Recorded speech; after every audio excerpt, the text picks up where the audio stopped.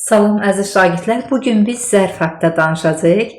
Zərf nədir? Zərf hərəkəti müxtəlif cəhətdən izah edir və hərəkəti müxtəlif cəhətdən izah etməsinə görə zərfin mənaca növləri var. Tərzi hərəkət zərfi var. Hərəkətin tərzini, necəliyini bildirir. Necə, nə cür, nə tərzdə suallarından birinə cavab verir.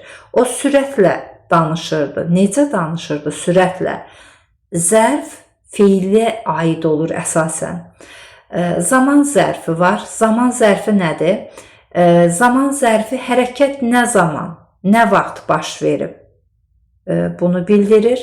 Nə vaxt, nə zaman, haçan suallarından birinə cavab verir. Məsələn, bugün məktəbdə olmalıyam. Nə vaxt bugün? Zaman zərfidir. Yəni hərəkətin hansı zamanda icra olunduğunu bildirir. Yəni nə zaman, nə vaxt məktəbdə olmalıyam? Bugün. Bugün burada zaman zərfidir. Yer zərfi var. Yer zərfi hərəkət harada baş verəcək. Yəni bu da olur yer zərfi. Hara, haraya, harada, haradan suallarından birinə cavab verir. Daha sonra miqdar zərfi, digər adı da kəmiyyət zərfidir. Yəni hərəkətin miqdarını bildirir. Nə qədər, nə dərəcədə suallarından birinə cavab verir. Məsələn, deyirəm ki, o xeyli danışdı. Nə qədər danışdı? Xeyli. O çox danışdı və s. Demək, zərfin dedik ki, mənaca 4 növü var. Tərzi hərəkət zərfi, zaman zərfi, yer zərfi, miqdar zərfi. Və hər birinin də mənasına görə izahını verdik. Məsələn, tərzi hərəkət zərfinə aid belə bir cümləyə baxaq. Əskər qəhrəmancasına vuruşurdu. Nə edirdi? Vuruşurdu. Kim? Əskər. Necə vuruşurdu? Qəhrəmancasına. Artıq burada hərəkətin tərzini bildirən zərf işlənmişdir. Və hərəkətin tərzini bildirən zərf əsasən feilin qarşısında işlənir. Bugün məktəbdə olmalıyam. Nə vaxt? Bugün. Zaman zərfidir. Olmalıyam. Nə etməliyəm? Olmalıyam. Harada? Məktəbdə. Mübtəda da yazılmayıb, yəni mən bugün məktəbdə olmalıyam. Bakıda yeni binalar tikilib. Nə edilib? Tikilib. Nə? Binalar. Harada? Bakıda. Deməli, bu da olur yer zərfliyi. Necə binalar? Yeni binalar. Bu isə təyindir. O xeyli danışdı. Nə etdi? Danışdı. Kim? O. Nə qədər danışdı? Xeyli danışdı. Bu da deməli miqdar zərfliyidir. Zərflər quruluşuna görə 3 yerə bölünür. Sadə, düzəltmə, mürəkkəb zərflər. Sadə zərflər bilirik ki, bir kökdən ibarətdir. Məsələn, deyirəm indi, sonra, dünən, daim, yuxarı, aşağı, ora, bura, dərhal, inişil, sırağa gün. İnişil, sırağa gün sadə zərflərdir. Yəni bu zərflər bir kökdən ibarətdir. Sadə zərf adlanır. Düzəltmə zərflər var. Düzəltmə zərflər hansılardır? Bağışlayın. Deməli, düzəltmə zərflər lalə şəkilçisinin köməyi ilə dadə, damdən, cacə, casınacəsinə, ən şəkilçisinin köməyi ilə yana, yanə, anə şəkilçisinin köməyi ilə akı, əki, aşı, caq, lıq, yəni lıq, lik, luk, lük, lıqda və s. Bu şəkilçilərin köməyi ilə düzəltmə zərflər yaranır. Məsələn, hünərlə, lalə şəkilçisi var burada, hünərlə. Zərf düzəldən şəkilçidir. Və tələffüz zamanı necə deyirik? Hünərlə. Zərf düzəldən şəkilçi lalə, tələffüz zamanı nan-nən kimi tələffüz olunur. Nan-nən kimi tələffüz olunur. Məsələn, hünərlə, cəsarətlə, hünərlə, cəsarətlə. Daha sonra dadə şəkilçisi var. Dadə şəkilçisi deməli əsasən zaman məzmunlu isimlərə qoşulur. Məsələn, yayda, qışda, ayda, ildə, payızda və s. zərf yaradır.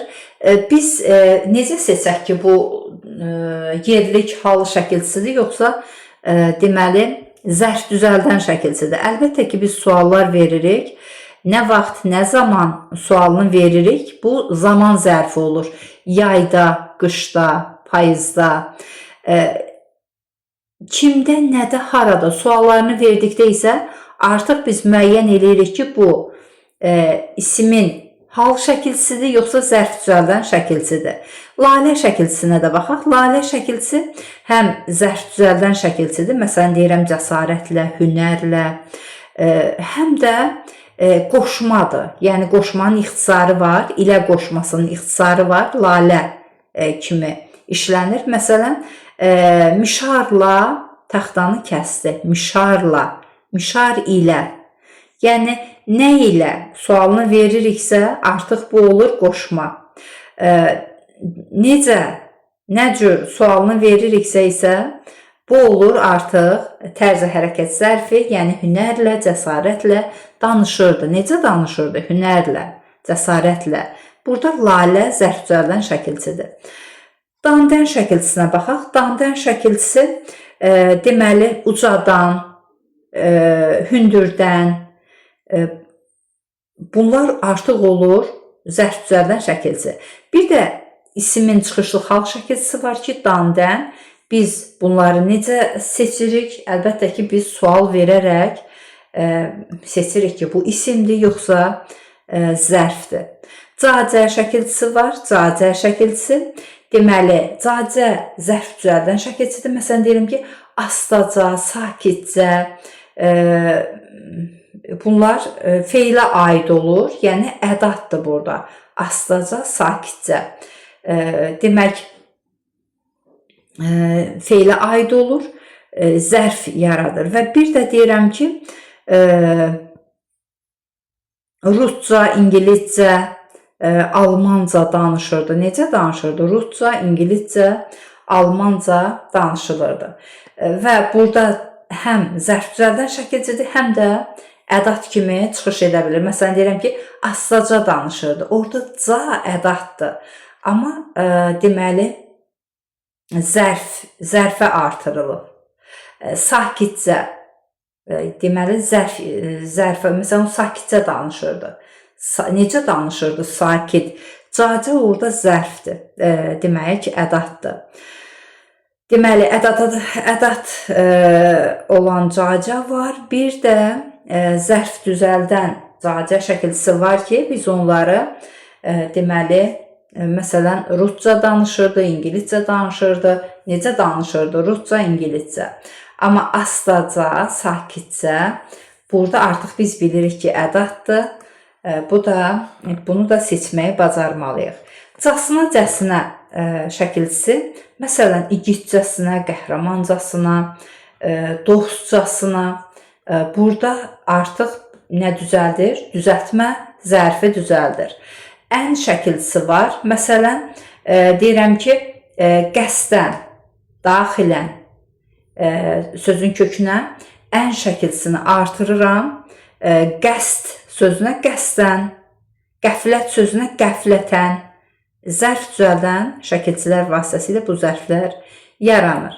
Daha sonra yana, yanə, anə şəkilçisi var. Məsələn, deyirəm ki, dost yana, dahiyanə. Bunlar da zərf düzəldən şəkilçisidir. Akı, əki şəkilçisi var. Akı, əki, məsələn, deyirəm ki, çəpəki baxırdı. Necə baxırdı? Çəpəki baxırdı. Yanakı oturmuşdu. Necə oturmuşdu? Yanakı oturmuşdu. Və yaxud yanaşı, aşı şəkilçisi var. Yanaşı əyləşmişlər. Necə əyləşmişlər? Yanaşı əyləşmişlər. Daha sonra cək şəkilçisi var. Məsələn, deyirəm ki, sevincək, görcək və s. Bunlar da zərf düzəldən şəkilçilərdir. Lıq şəkilçisi var. Məsələn, artırılır. Bu lıq şəkilçisi həm İsim düzəldən şəkilçi ola bilər, həm sifət düzəldən şəkilçi ola bilər, həm də zərf düzəldən şəkilçi ola bilər. Məsələn, deyirəm ki, isim düzəldən şəkilçi, deyirəm ki, dost, dostluq, nə dostluq, luk artırdım, yenə də isim yarandı. Məsələn, həftə, həftəlik, həftəlik plan, artıq burada sifət yarandı. Və yaxud hələlik, həmişəlik, burada artıq zərf yarandı ki, bu zərflər də düzəltmə zərflərdir. Və lık plus dadə şəkilçisi var ki, bu da zərf düzəldən şəkilçidir. Birlikdə, tezliklə, tezlikdə və s. bunlar da zərf düzəldən şəkilçilərdir ki, və dadə şəkilçisi var ki, məsələn, zaman məzmunlu sözləri artıraraq biz zərflər düzəldirik. Məsələn, gündə, ayda, həftədə, ildə, payızda, qışda, yazda, yayda və s. nə vaxt sualına cavab verəcək və zaman zərfini yaradacaq. Və biz zərfin deməli düzəltmə qurluca növlərinə danışdıq, yəni düzəltmə növdən danışdıq və mürəkkəb növü var ki, mürəkkəb zərflər var ki, mənaca qurluca mürəkkəb zərflər də var ki, bunlar da hansılardır? Məsələn, eyni sözün təkrar ilə yarananlar. Məsələn, asta-asta danışırdı. Necə danışırdı? Asta-asta. Sonra yan-bayan oturmuşlar. Necə oturmuşlar? Yan-bayan. Orada babə deməli bitişdiricisinin köməyi ilə yaranır. İstisna hal var ki, məsələn, rəng-bərəng, cürbəcür, növ-bənöv zərf deyil, sifətdir. Digər hallarda isə, məsələn, qapı taybatay açıldı. Necə açıldı? Taybatay. Demək, bunlar da olur mürəkkəb sifətlər, mürəkkəb zərflər. Biz zərf haqda danışdıq. Dedik ki, zərf hərəkəti müxtəlif cəhətdən izah edən əsas nitq hissəsidir. Mənaca 4 növü var. Tərz hərəkət zərfi, zaman zərfi, yer zərfi, miqdar zərfi. Və qurluca 3 növ var. Sadə, düzəltmə, mürəkkəb zərflər. Zərf cümlədə əsasən zərflik vəzifəsində olur. O mübtəda vəzifəsində də işlənə bilər. Yəni isimləşərək mübtəda vəzifəsində də ola bilər, tamamlıq vəzifəsində də ola bilər, ismi xəbər vəzifəsində də işlənə bilər. Dərsimiz bu qədər, əziz şagirdlər. Sağ olun, növbəti dərslərdə görüşənədək.